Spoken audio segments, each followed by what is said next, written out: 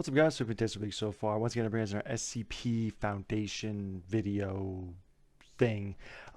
Since the last reaction, I've kind of changed who I'll be continuing this series with. There's a different group of people that you guys recommended, apparently, because the one I chose was the one person you shouldn't react to. So that's just my luck. I'm not shocked by that. My luck sucks. So we're gonna right that wrong really quick. This is done by the Exploring series. It's in our introduction, so maybe it'll give us a little more insight by the SCP Foundation. Maybe doing it right. So for what we know from the last reaction, um, secret organization stops anomalies from happening, keeps away from the public eye. Basically, they basically have a limited power of what they can do. If they can conceal an anomaly by killing you, they'll kill you, destroy your city. As long as they can contain the anomaly and keep it away from the majority of the public's kind of like knowledge, then they'll definitely do that. So that's what we covered so far. And apparently there's like 10,000 SCPs, so this series is gonna go on for a long time.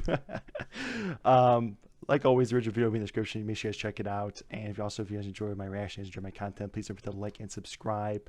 Let's get to it. Secure, contain, protect. These three simple words comprise both the initials of the SCP Foundation, as well as the Foundation's steadfast motto. But what is the SCP Foundation?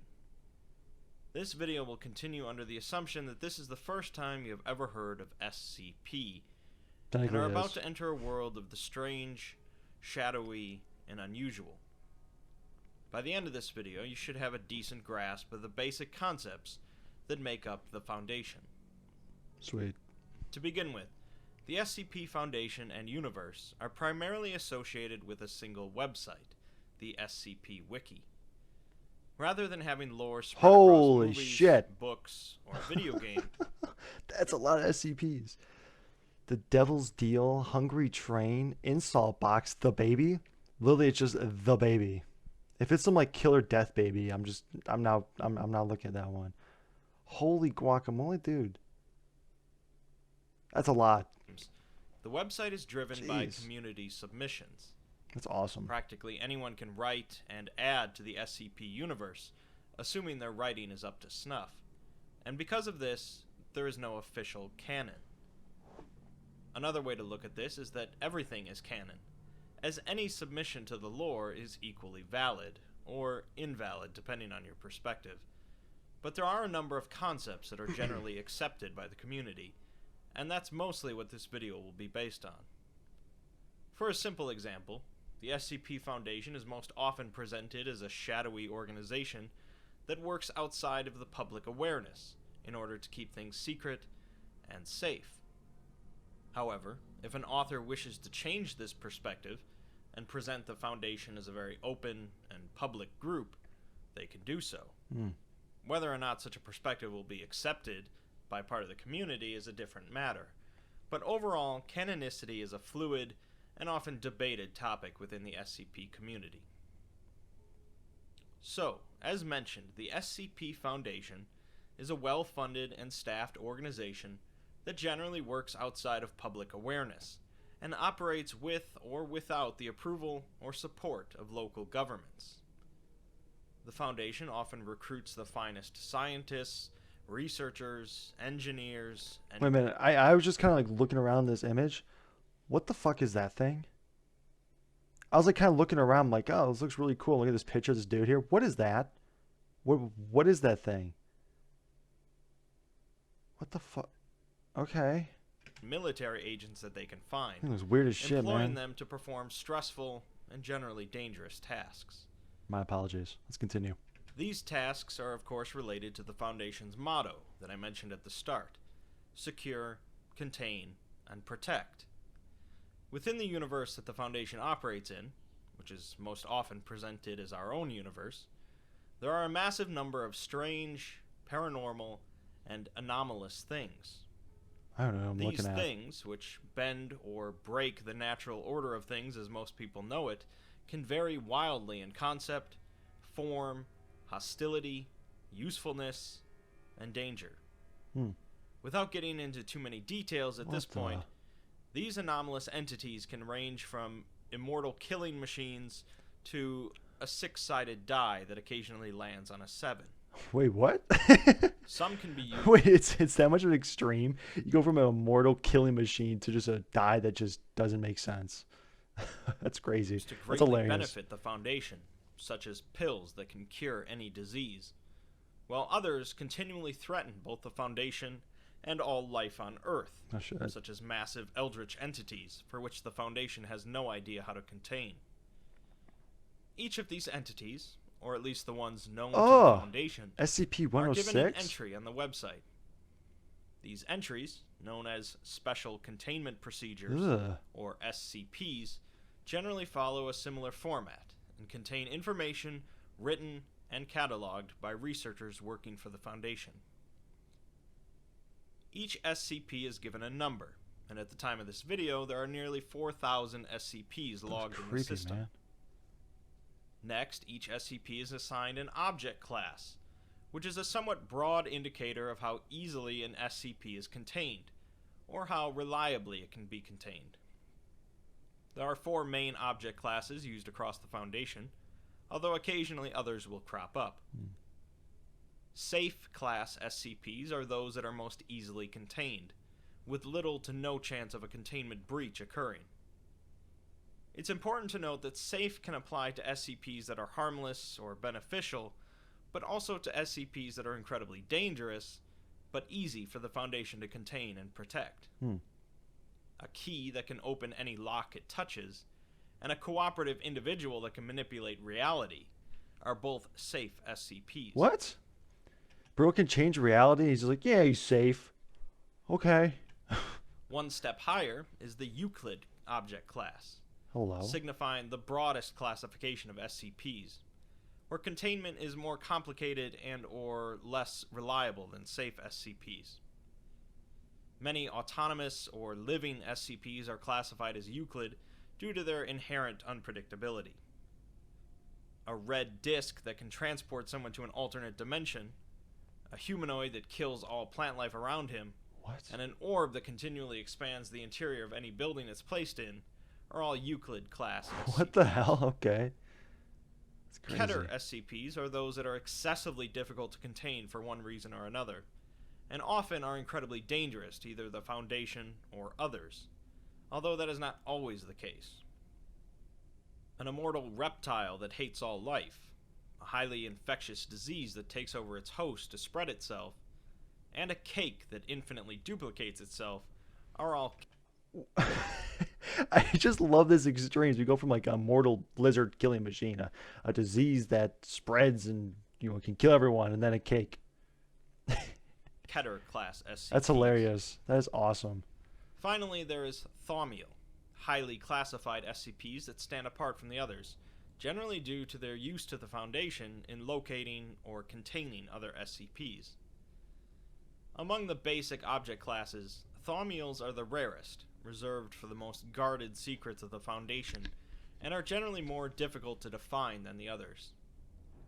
A facility capable of rebuilding humanity after an apocalypse, and a machine capable of sending individuals into the future are both Thaumiel SCPs. Damn. After the object class is listed, the following information for each entry is generally the special containment procedures, meaning the steps and processes the Foundation goes through in order to keep the entity contained. These containment procedures, of course, vary wildly, ranging from simply putting the safest SCPs in a drawer to lengthy procedures featuring strict rules and unique Bro, restrictions, so creepy looking. to some SCPs that the Foundation has no idea how to contain. The containment procedures are listed before the description of the SCP to emphasize the importance of containment above practically anything else, as that is the fundamental purpose of the Foundation. Some SCPs are kept in the same location where they were found, isolated and quarantined due to certain circumstances, and others, such as exceptionally cooperative humanoids, might be allowed to freely roam a Foundation facility from time to time. Due to the unique nature of each individual SCP, each containment procedure is also unique, and there is no standard set of rules. Following the containment procedures is generally the description of the SCP. This description is usually written with a very technical and scientific tone, describing the appearance and anomalous nature of the SCP. Just a key? Again, this description section varies wildly, you can open any form of ranging lock. from a few concise sentences to many paragraphs of detailed information. Well, damn. In addition to the description, many SCP entries will also include information such as where and how the SCP was first located, testing logs, exploratory logs for SCP locations, interviews, and any other information deemed important. SCPs are often found by members of the general public, causing the Foundation to come in and contain the anomaly and also wipe the memories of witnesses. Sometimes only one or two agents of the Foundation might be called in to retrieve an anomaly, but often a whole team of highly trained individuals will be necessary. These teams, known as Mobile Task Forces, or MTFs, consist of ex-military or other trained combatants that are often sent in with minimal information about the anomaly. Oh, that's a great idea. And are thus forced to be prepared for anything. Some MTFs will be assigned to constantly watch over certain SCPs in case of containment breach. Once the SCP is secured... I'm just confused why you won't give them any information. Like at least tell them, what the, anomalies, powers are. So at least you have an idea what you're getting into so you can strategize, how to approach it, it's like, hey, this SCP is really good at close quarter combat, so you stay away from close quarter combat. You don't get near it. You know what I'm saying? That makes no sense why they wouldn't tell me. I mean, I doubt that these guys would leak information. Maybe they would. Maybe they have. I don't know. But that makes no sense. In a strategic kind of aspect, it makes no sense. You need information. And contained, researchers assigned to the project will often carry out a number of tests and attempt to gather as much data as they can. Of course, for many SCPs, this is more dangerous than it is worth, so testing is generally limited. Although there are rare occasions where the Foundation will seek to destroy an SCP rather than contain it, this is not their primary directive, and the idea is generally frowned upon. One of the primary ways that researchers test and interact with SCPs is through the use of D-Class personnel. D-Class individuals are used throughout the entire Foundation, and are personnel that have been deemed expendable. D-Class are generally taken from prisons across the world, death row, usually right? convicts guilty of violent crimes. But the Foundation goes through a large number of D-Class, and will sometimes take them from other sources. For particularly negligent or heinous behavior, some Foundation employees might be demoted to D-Class. Oh, that's awful. D-Class are often used for experiments and tests related to SCPs, serve as first explorers for some unknown locations, or forced to carry out any activity that the Foundation would rather not risk the minds or bodies of its employees on. On the other end of the spectrum is the O5 Council. The O5 Council is shrouded in mystery, believed to consist of 13 members, and they oversee the entire Foundation, with access to practically all of its secrets. Many rumors have spread about the O5s, including the rumor that they use their unlimited access to SCPs to maintain immortality. I hate YouTube ads. They come up at the worst possible moments. I'm focused in right now. I'm trying to pay attention. YouTube ad. Ugh. Let's continue. That's just ugh. Below the O5s, but still with a large amount of responsibility, are the site directors. The Foundation operates a large number of facilities around the world, primarily functioning as prisons for SCPs, and each one is overseen by a site director. These facilities vary in size, with some just built around 1 or 2 SCPs, and others housing hundreds of anomalous items. Damn. There are, of course, other organizations besides the Foundation that have taken an interest in anomalous objects.